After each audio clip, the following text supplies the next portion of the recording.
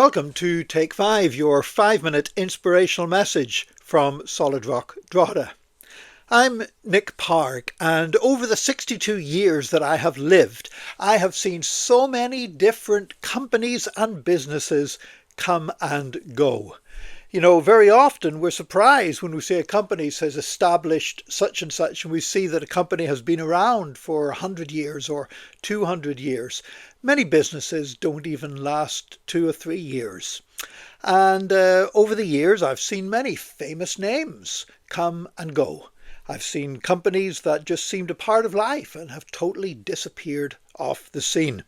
Well, just very recently, it was announced that Tupperware have filed for bankruptcy protection.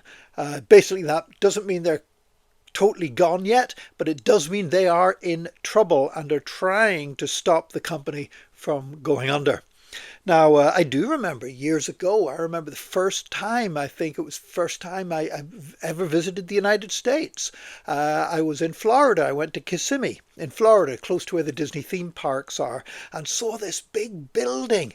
And it was a wonderful, big, fancy building, and it had all lakes and fountains all in front of it and everything else. And I thought, gosh, I wonder what that is. And I stopped, and it was one of the regional headquarters for Tupperware. And I thought, my goodness, there's more money in little plastic boxes than I thought there was. Well, I remember years ago when Janice and I were first married, we were part of a church in England where they used to have Tupperware parties. Some of you may remember that.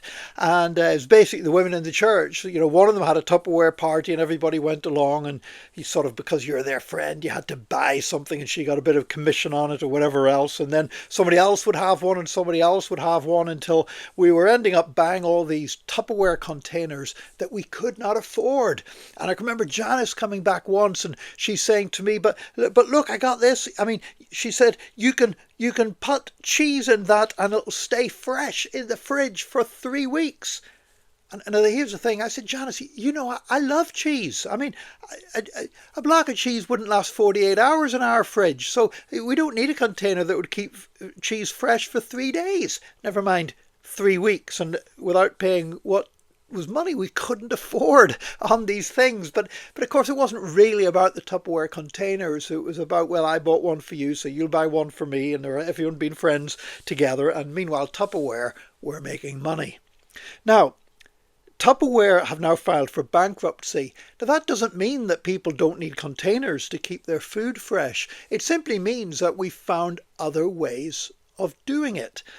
We have stuff in our fridge all the time that's in little containers, but we don't have to go to Tupperware and buy the containers or go to a Tupperware party.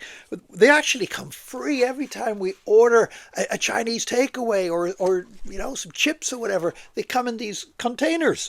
And you wash them out and you put them in the cupboard. We've got a cupboard full of these containers and lids. And anytime you want to keep something fresh, you pop it in the box, you seal the lid, and it goes in the fridge. So the need is still there, but the need can now be met in a much easier way, which basically means who's going to buy Tupperware stuff anymore? No doubt the guys that run Tupperware are trying to reinvent themselves and bring out more products that can keep themselves in business. We'll see whether that turns out to be successful or not. You see, the basic needs of people don't change that much, but the ways in which we are able to meet those needs can actually change quite quickly and quite radically. Now, there's a great message there that we need to take on board as the Church of Jesus Christ. We have the gospel message, and it is something that people need. It's the answer that people need to all the big human problems.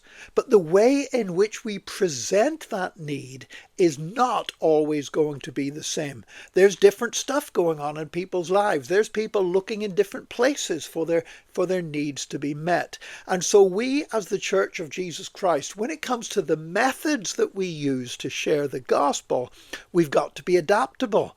We've got to, in a changing world, we've sort of got to change the way we share the gospel. There's nothing wrong with that.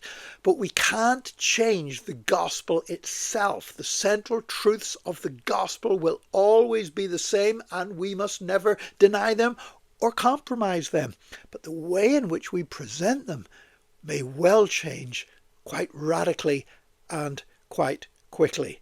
And so what we need to do as the Church of Jesus Christ, don't get bent out of shape because your church is doing something different from how they did it before. You know what? If it's still the gospel, then it's okay to present it in a different way.